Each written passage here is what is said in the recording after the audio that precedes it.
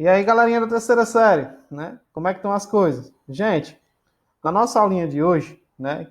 Depois a gente vai ter, como eu expliquei para vocês já na aula de história, né? 3 etapas. A etapa de aulas, né? Relacionada ao conteúdo, as aulas de exercício, como é exemplo dessa, né? E as lives no final da semana para tirar dúvida, certo? Geralmente a minha nas sextas-feiras, tá? Então hoje a gente vai responder algumas questõezinhas relacionadas à filosofia medieval para revisar aqui o que a gente já viu do livro 2 antes das férias, tá? E vocês vão ter que se lembrar de alguns temas para responder as questões, né? A relação na Idade Média, entre a igreja e o pensamento, né? Do domínio do poder temporal e espiritual. E nesse sentido, a igreja controlava os grandes centros de saberes, por isso a filosofia vai ter uma relação direta com a sua cristianização. Seja na época da patrística, com o pensamento de Platão, através do neoplatonismo, né, com Plotino e com Santo Agostinho, e na época, né, da escolástica, entre o século XII e XIII, né, e XIV, o Tomás de Aquino, né, vai ser o grande nome da escolástica, junto com o Pedro Abelardo, e eles vão se influenciar, em especial Tomás de Aquino, pela filosofia aristotélica, tá? É importante lembrar isso, porque isso vai estar presente nas questões, tá certo? No primeiro momento, nós vamos responder as questões referentes ao Agostinho e outras referentes ao Tomás de Aquino. Porém, esse capítulo ele é bastante grande e a gente vai discutindo ele no decorrer desse mês, certo? Então vamos para o que interessa. Pegue o seu livrinho digital, abra aí, né, no capítulo, né, 3, para a gente responder as questões. Caso não tenha acesso a ele, abra o seu livro físico e se não tem livro, copia o material dos sites para tirar dúvida na live, certo? Ó, nós vamos responder as atividades, certo? 2 e 3 da página 49 e 50 do DH e a questão 2, né, da página 50 também dos complementares. Fica a dica para vocês assistirem na página 44, né, o QR Code da filosofia medieval, para vocês entenderem um pouco mais na videoaulazinha que vai ter sobre eles, né, sobre o Agostinho Tomás de Aquino, entender um pouquinho mais sobre esse período, tá? Então vamos para o que interessa.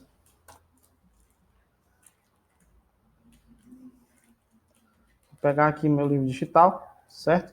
Abrir para vocês, pronto. Baixar aqui, né?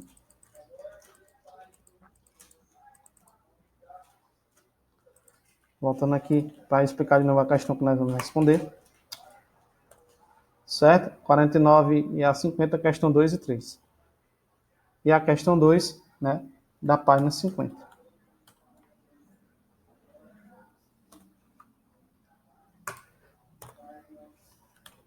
Desculpe aí os probleminhas técnicos, certo? Aqui, ó, DHzinho, questão 2 e 3. É uma questãozinha do Enem que envolve o pensamento de Agostinho. Diz assim: enquanto o pensamento de Agostinho representa o desenvolvimento de uma filosofia cristã inspirada em Platão, certo? O pensamento de Tomás de Aquino reabilita a filosofia aristotélica, a filosofia de Aristóteles, até então vista sob suspeita pela igreja, porque de início a igreja relegava o pensamento dos gregos, certo? Ela tratava o pensamento dos gregos como algo pagão, e por esse motivo ela dizia que era um conhecimento errôneo. Porém, os seus grandes nomes da igreja vão se influenciar pelas ideias da filosofia grega e vão cristianizar esse pensamento. Vão trazer para dentro da leitura cristã, para dentro da leitura filosófica medieval, certo? Ó, até então suspeita pela igreja, mostrando ser, né, possível desenvolver uma leitura de Aristóteles compatível com a doutrina cristã, certo? Que vai fazer o Tomás de Aquino. O aristotelismo de São Tomás de Aquino abriu caminho para o estudo da obra aristotélica e para a legitimação do interesse pelas ciências naturais, um dos principais motivos de interesse de Aristóteles nesse período. É aqui que vai surgir a visão de Aristóteles sobre a ciência, né? A metafísica, né?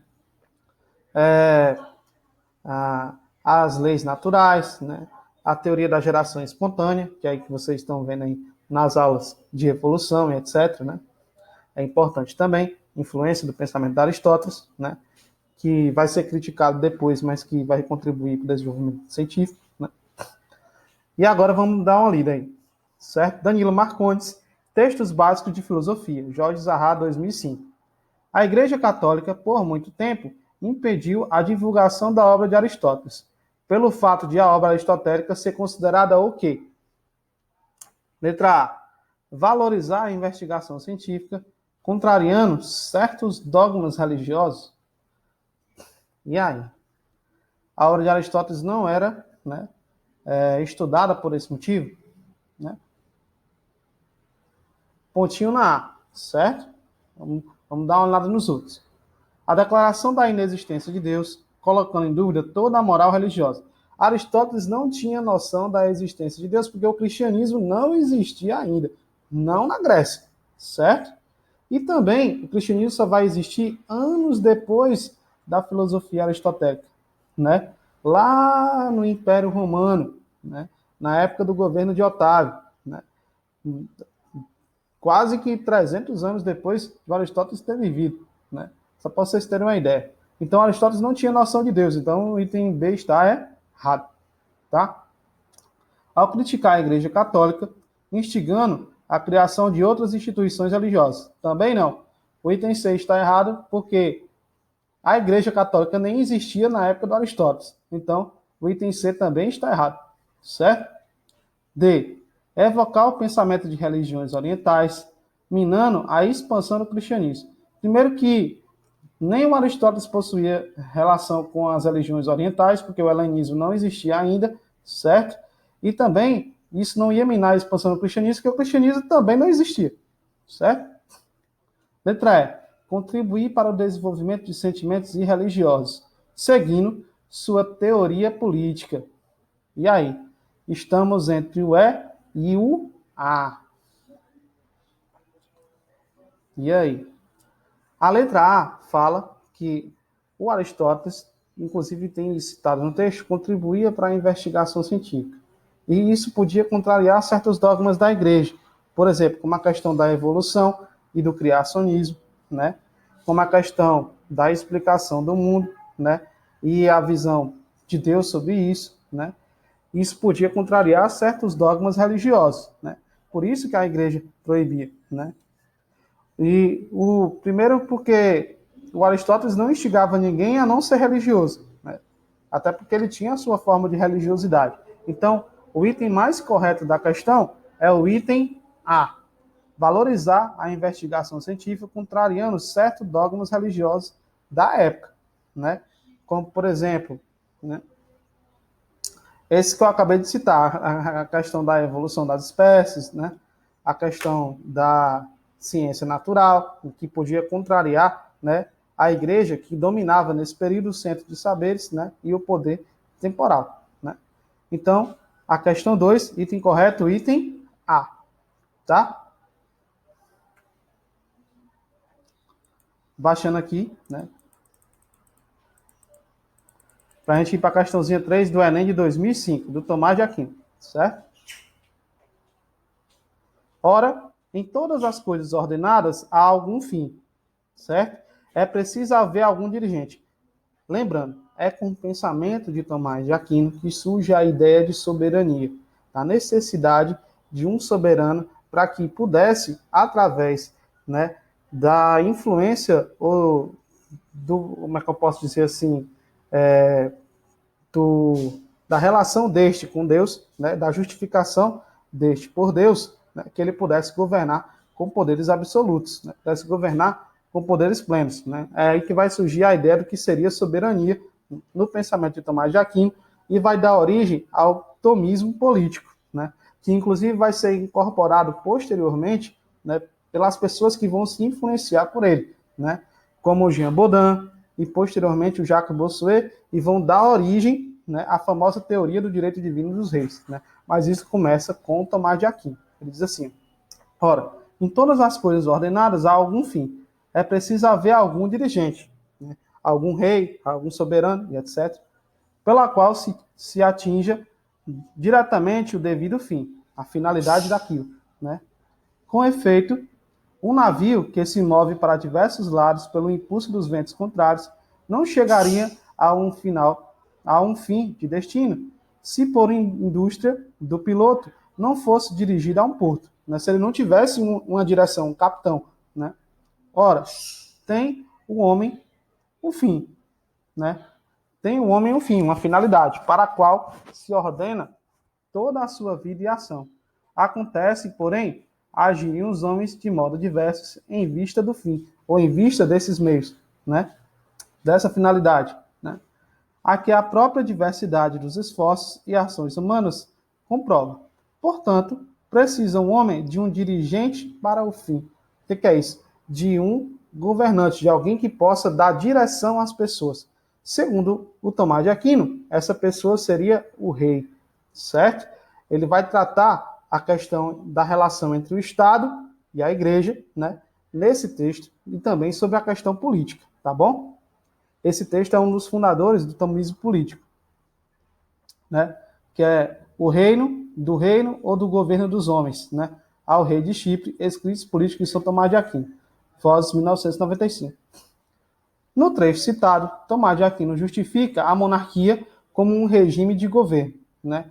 Capaz de que, segundo ele, a monarquia seria o principal meio de governo, né, que um Estado deveria ter, né? Letra A. Refrear os movimentos religiosos contestatórios? Essa era a função do rei? Não. Se Deus deu o livre-arbítrio, para que ele vai refrear os movimentos que eram contestatórios? É só a repressão, né? E a perseguição às outras religiosidades? Essa era a função do rei? Não. Ou São Tomás de Aquino, não. B. Promover a atuação da sociedade civil na vida política. Opa! Pontinho nessa, pode ser. Vamos ver as outras. Unir a sociedade tendo em vista a realização do bem comum. Opa! Essa deveria ser a função ética do rei, né? Lembrando que o pensamento ético de Tomás de Aquino está relacionado ao pensamento aristotélico, né?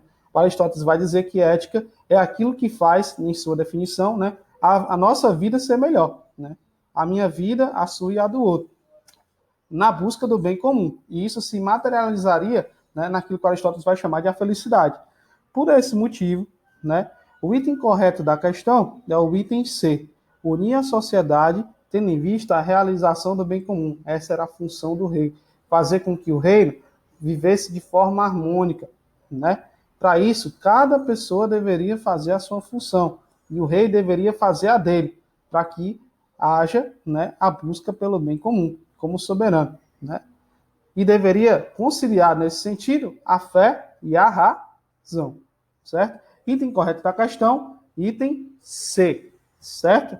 Unir a sociedade tendo em vista a realização do bem comum. Essa é uma questãozinha clássica e bastante importante, tá?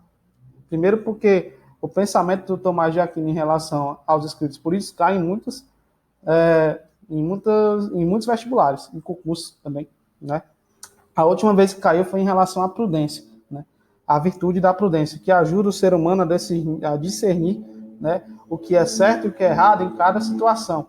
É como se fosse um equilíbrio que você possui a partir de uma virtude que lhe ajuda em cada situação da vida a saber racionalmente tomar a melhor atitude naquele determinado momento, certo? Então, item correto da questão, item C. A próxima questão, certo? É a questão dos complementares, a questão 2, que é do Santo Agostinho, e a relação dele com o pensamento platônico, tá? Vou aumentar até aqui o tamanho do texto para vocês verem. Ela começa aqui embaixo, ó. Questão 2, certo? Aqui, ó, começa aqui, ó, tá bom? Da UFA, né? Segundo o texto, a seguir, de Agostinho de Hipona, né? Lembrando que o Agostinho é um dos chamados pais da igreja, né? Ele vai viver ainda, né, na chamada crise do Império Romano, tá?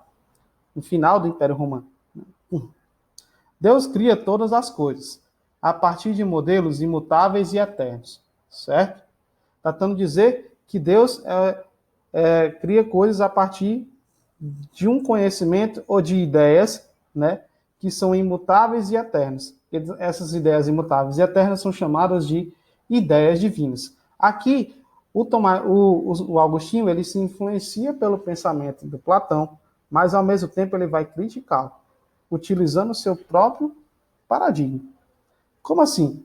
Vai dizer que o mundo das ideias, que é o mundo perfeito, né, cria, né, a razão, e que o mundo real é justamente uma cópia imperfeita desse mundo das ideias, né, que existe da verdadeira compreensão racional.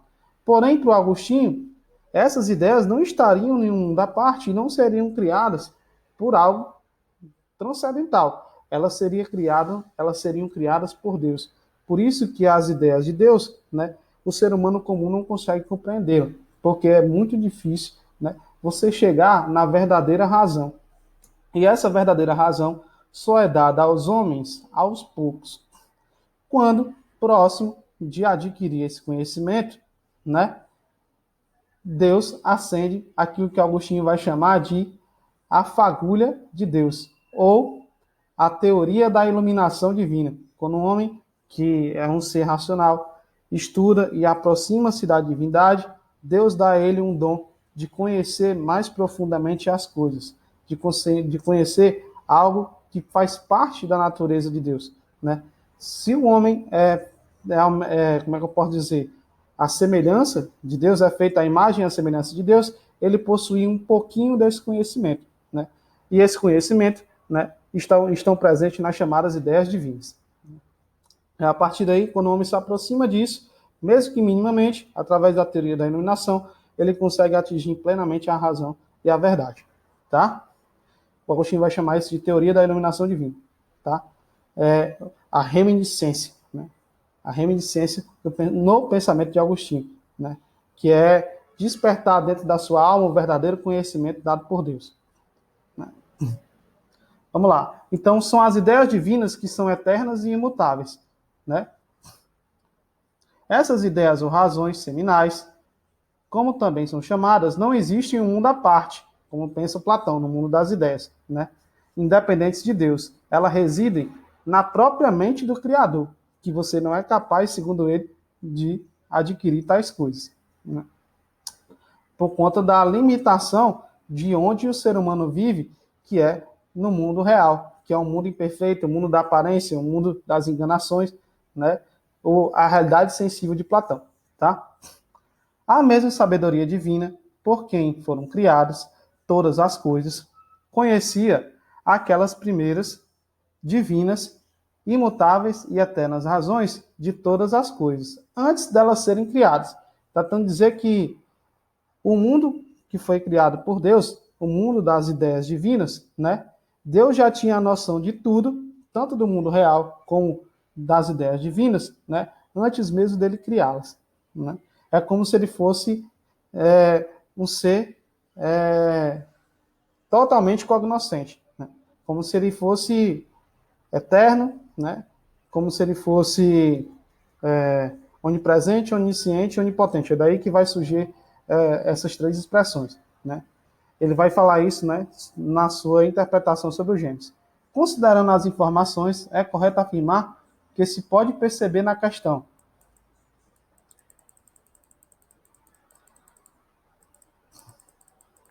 Letra A.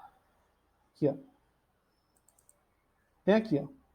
Letra A. Que Agostinho modifica certas ideias do cristianismo, a fim de que esta seja concordante com a filosofia de Platão, que considerava a verdadeira. Pelo contrário, quando ele diz que as ideias não surgem em um da parte, né, de forma transcendental, mas sim elas vêm a partir de Deus, que antes de criá-las já tinha, né, esse conhecimento prévio como reminiscência, né, ele critica a filosofia platônica. Então, o item A é falso. B. Faz uma crítica radical à filosofia platônica, beleza. Pois esta é contraditória com a fé cristã? Não. Ele utiliza da filosofia de Platão para explicar, né, algo relacionado, né, ao conhecimento divino e a limitação do conhecimento humano, porém, né, apesar dessas ideias serem contraditórias com a fé cristã, né, ele as utiliza como pensamento filosófico. Então, ele não critica totalmente a filosofia platônica nesse sentido. Ele diz assim, a filosofia platônica é inútil. Não, o item B está falso, certo? Ela não é totalmente contraditória com a fé cristã, porque ele a utiliza para explicá-la, certo? Então, o item B é falso. D.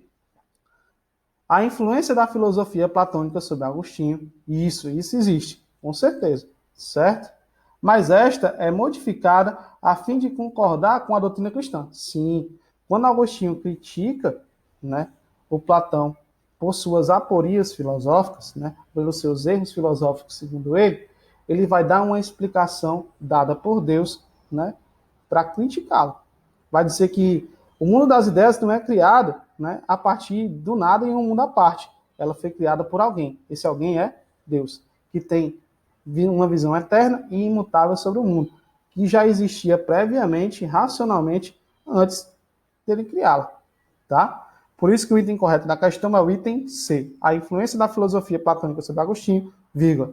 Mas esta é modificada a fim de concordar com a doutrina cristã, e não com o pensamento, segundo ele, errôneo de Platão, em relação ao mundo das ideias, certo? D. Uma crítica violenta de Agostinho contra a filosofia em geral, também não, certo? Galerinha, o item correto da questão é o item C. Espero que vocês tenham gostado, né, do nosso debate de hoje, tá? Continue acompanhando o nosso canal, né, do CPM no YouTube, né? Dê uma curtida, deixe seu like, certo? E tirem as dúvidas de vocês na nossa livezinha que vai acontecer provavelmente todas as sextas-feiras, tá? Não deixe de fazer as atividades do Portal Sai, porque muitos não estão fazendo, né? E a gente vai repostá-las para que vocês possam fazer, quem ainda não fez, tá? Para melhorar a nota de MA de vocês, tá certo? Para que ela não fique baixa no final do bimestre, tá bom? E também, né? Vejam as atividades que vão estar presentes na Agenda Edu, dessa aula de hoje e das outras aulas da semana, tá bom? Um grande abraço e até a próxima.